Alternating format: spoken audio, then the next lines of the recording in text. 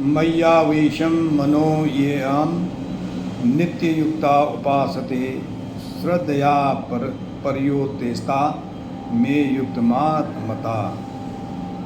अर्थात मुझ में मन को एकाग्र करके नित्य युक्त होकर हुए जो भक्तजन परम श्रद्धा से युक्त होकर मेरी उपासना करते हैं वे मेरे मन में युक्ततम हैं, अर्थात वही श्रेष्ठ हैं और यही योग है। माँ शारदे को नमन। साहित्यिक सचेतना के सभी रचनाकारों, साहित्य प्रेमियों, सनातन प्रेमियों और श्रोता दर्शकों को साहित्यिक सचेतना की ओर से राय सिंह भंडारी द्वारा हार्दिक अभिनंदन। हम आपके सामने नित्य नई प्रस्तुति लेकर के उपस्थित होते हैं और आपके अपने सनातन धर्म के प्रचार प्रसार के लिए सहायक होते हैं। तो कृपया आज की वीडियो को अवश्य देखें और अपने सुझाव और राय अवश्य प्रकट करें। आज के विषय को लेकर के उपस्थित हुए हैं। आज का विषय है भाव प्रलंबन। तो ये उपरोक्त सूक्ति आपके सामने है, वो पतित मोक्षदायिनी पतित पावनी श्रीमद् गीता के 12वें अध्याय भक्ति योग के दूसरा श्लोक से ली गई है, जिसमें भगवान श्री कृष्ण अर्जुन को विषाद से निकालकर सांख्य योग का उपदेश देते हैं। योग क्या है?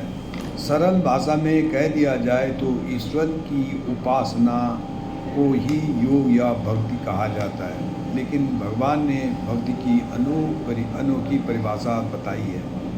प्रभु पूर्ण समर्पण को ही भक्ति कहते हैं, पूर्ण समर्पण को ही योग कहते हैं। जो साधक सदा ही प्रभु चिंतन में लगा रहता है, जो प्रभु के विचारों में रहता है, जिसको प्रभु पर ही एकमात्र विश्वास है, वही उत्तम श्रेणी की साधक हैं। उनकी उपासना ही भक्ति है और वही सच्चे योगी है। योग में मन की भूमिका। हालांकि भक्ति का केंद्र हृदय है, जैसे ही शरीर कर्म का केंद्र है, मन ज्ञान का केंद्र है, भक्ति केंद्र हृदय का केंद्र है, उसी प्रकार से ध्यान जो है आत्मा का केंद्र है। हम हृदय से प्रभु को जब बिठा देंगे तो भक्ति का भाव आरंभ हो जाएगा, लेकिन उससे पहले अपने मन को एकाग्र करना पड़ेगा।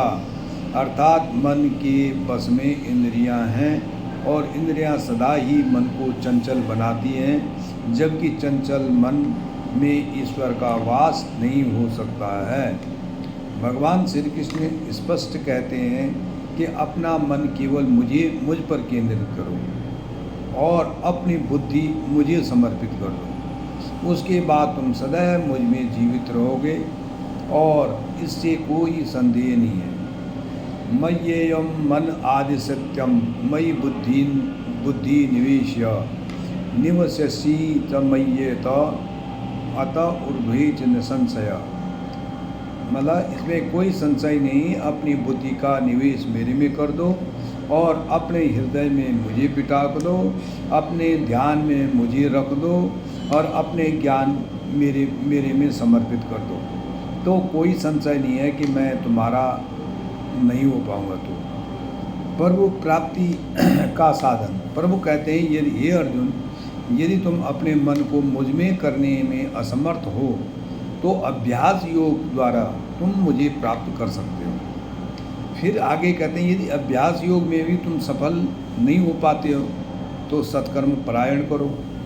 तुम अच्छे कर्म करोगे तब भी तुम मुझे प्राप्त कर लोगे। यदि तुम सत्कर्म परायणता नहीं कर सके तो आत्म संयम से युक्त होकर के मेरी प्राप्ति रूप योग का आश्रय लेकर तुम समस्त कर्मों के फल का त्याग करके ये मुझे प्राप्त कर सकते हो।